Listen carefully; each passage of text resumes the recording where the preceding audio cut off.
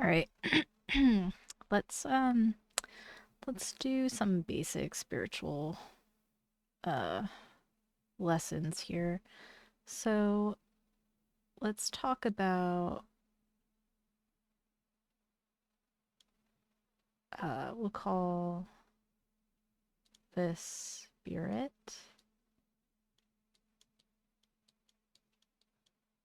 world,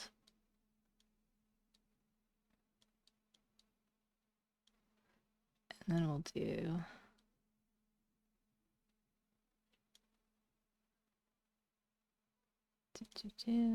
living, and call that also three-dimensional and four-dimensional and five-dimensional.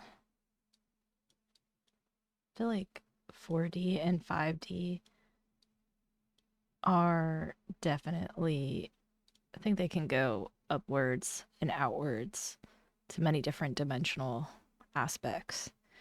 But for the most part, we live in this three-dimensional world, the 3D, and the rules of this dimension are, um, for most, money, survival,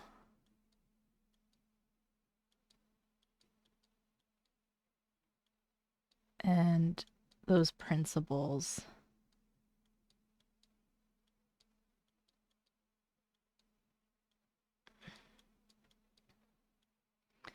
Spirit world lives off of frequency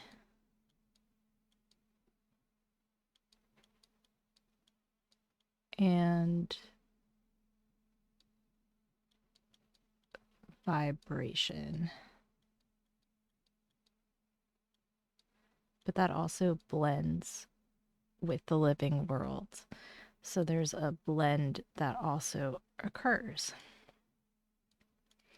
This is important because it needs to. In order for this all to exist, it has to integrate and touch down, vice versa. So you can get to the other dimensions of existence for expansion, growth, um, and the sure explanation of just experiencing within and without ourselves, right? So, when you bring it back down to the living 3D world, we can talk about water. Water we know exists. Soul is almost in the same catechism as water because with water, just do this and then I'll do water. It's like really big. My bad. I can't write well with my mouse. Um, okay. Water. Water has different states of existence: ice, gas, um, liquid,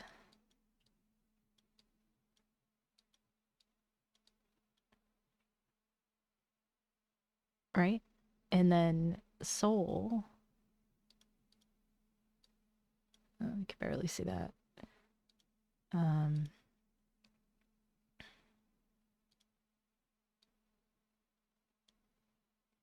soul,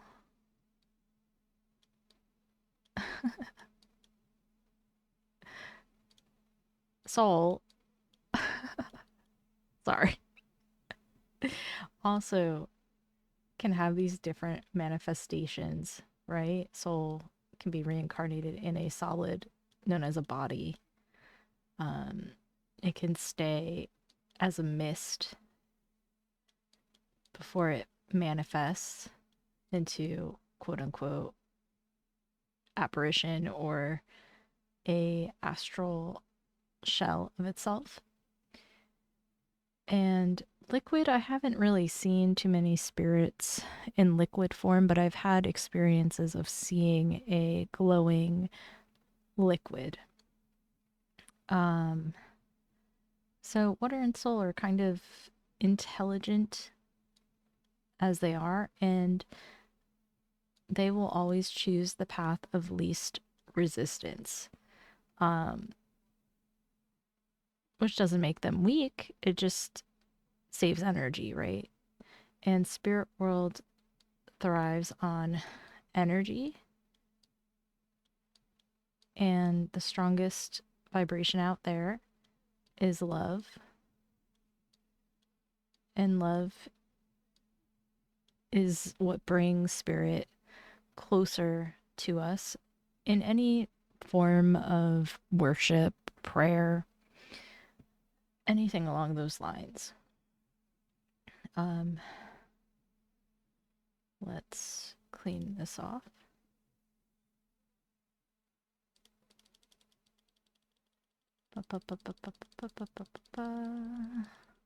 That is not helpful.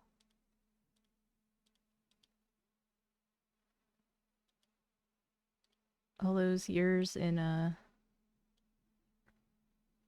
school playing in paint and can't.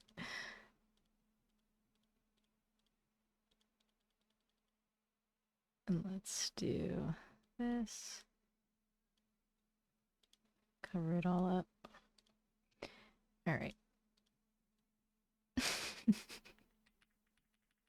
File new. Girl, file new. What are we doing here? All right, I kind of like this easier to read maybe. Okay.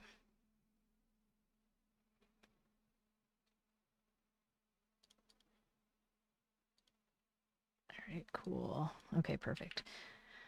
Okay. So, in order for mediumship to take place, you have to have a living person,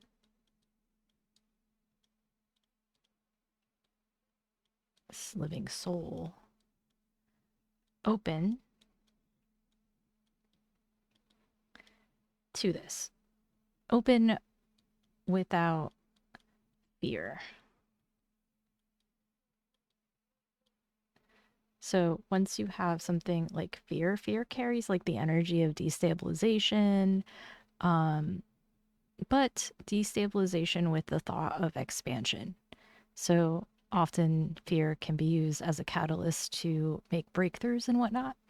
But knowing what makes you afraid of mediumship is like a core lesson, and that takes time to decipher and crack the code and get comfortable with it. Um, it's based on love of people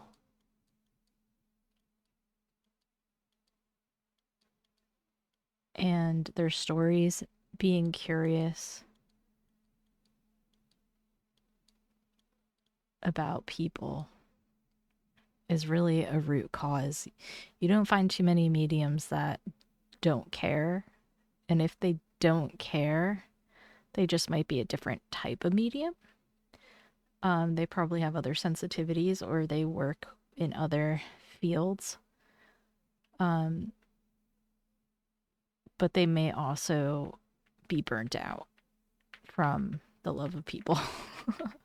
That makes sense. Okay, so how does it happen? Person will start by having dreams. Dreams are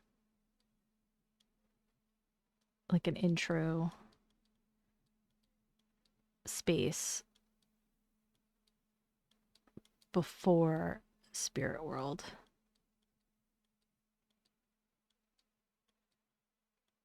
and they can comprise of different rooms, different places, different lessons, different scenarios. I know Carl Jung has said that we play each player character in a dream, but I think it's more than that. I think sometimes our guides are playing these characters for us, and we are facing fears or saying what needs to be said, something to crack open the door to some sort of like awareness or epiphany, new ideas, and all that to help us, like a core knowing to help in the future, if that makes sense. So,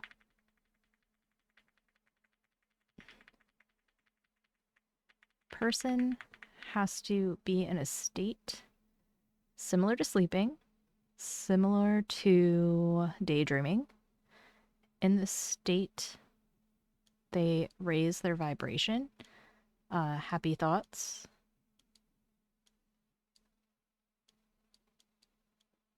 and love, good vibes will raise the energy around us and make it easier for spirit to touch down. I'm going to make them look like a spirit. They're flying, okay? It makes it easier for them to communicate telepathically with the living person, to express themselves, or do a point of release therapy where they are releasing feelings or opinions, last minute things from their recent life, something along those lines. But the medium will sometimes pick up these aches, pains, burning sensations, all that, and it's releasing it for the spirit and transmuting it. There's a lot of transmuting and healing happening. Just because you don't know it's happening doesn't mean that it is, right? Very Santa Claus of us. So just like we don't know that sometimes water has evaporated into gas in front of us, just same premise. Healing is happening with or without your approval or knowing, almost. So these vibrational impulses that you feel raise the vibration, and the spirit is able to lower theirs to help meet in this space. Sometimes it's easier to think of like a chair and having this meeting place. One of my favorite methods is mist and having the person step through. Funny story is one time I was doing demonstration on live stream of a medium read for somebody, and they wanted somebody to come through, but they kept changing their mind on who they wanted to come through. So I kept seeing like different body parts, and I was like, hold up, can you like clear your head and like really focus on one person at a time? Because they were being Frankensteined in, and I'm like, what is this? What is this? Anyway, yeah, sometimes it just helps to have that conversation with the person that you're doing this for, to say like, hey, who do you actually want to call? Because a lot of times they'll want to play charades with you because they don't trust you, and I get it. There's a lot of grifters out there, so it sucks. But you know, people take advantage of people a lot of the time, and it's hard, right? So when somebody wants to spirit call somebody and you're the medium, just have them focus on that person, even if they don't want to say it out loud. Like, focus deeply on what you love about that person to bring them through, because they are the key, not you, them. So that helps me a lot. Those two methods, the chair or in general, the mist. Let's see what else.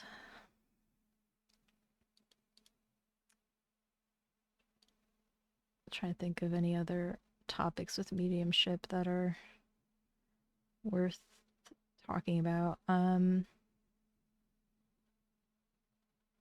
universe, I always talk about this in general. The universe has no morals.